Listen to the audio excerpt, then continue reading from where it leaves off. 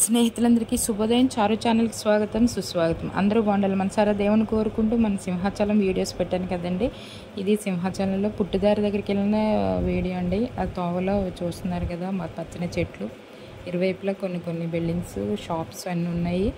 అలాగే అక్కడ సీత కాదు, రాముడు, లక్ష్మణుడు, శబరి అనే ఒక చిన్న బొమ్మలు ఉన్నాయండి, తయారు చేసి పెట్టారు అక్కడ. ఈ వీడియోలో చూడొచ్చు.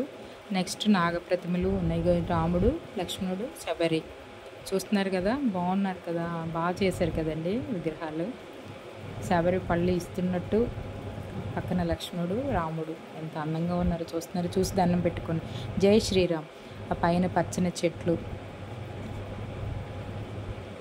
పుట్టుదారి దగ్గర నీళ్లు స్నానం చేస్తారన్నారు. ఇక్కడ కొళాయిలు కూడా పెట్టారండి, వాష్రూమ్స్ లాగా.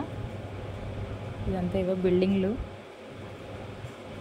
ఇక్కడ నాగప్రతిమలు, వినాయకుడు, శివలింగం అన్నీ ఉన్నాయండి. ఇవి ఇంతకుముందు నేను చూడలేదండి, ఇదే ఫస్ట్ టైం చూడడం ఇక్కడ.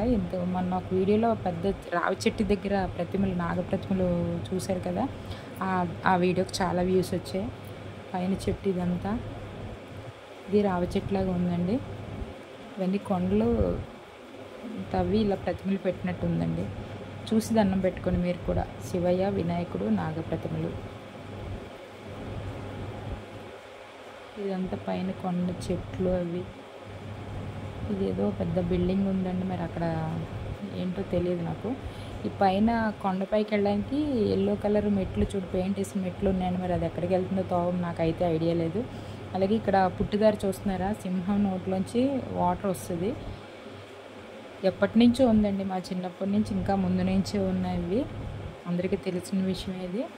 కానీ చాలా చల్లగా ఉంటుంది, ఫ్రిడ్జ్ నీళ్ళ కన్నా చాలా చల్లగా ఉంటుంది, టేస్ట్ కూడా బాగుంటుంది.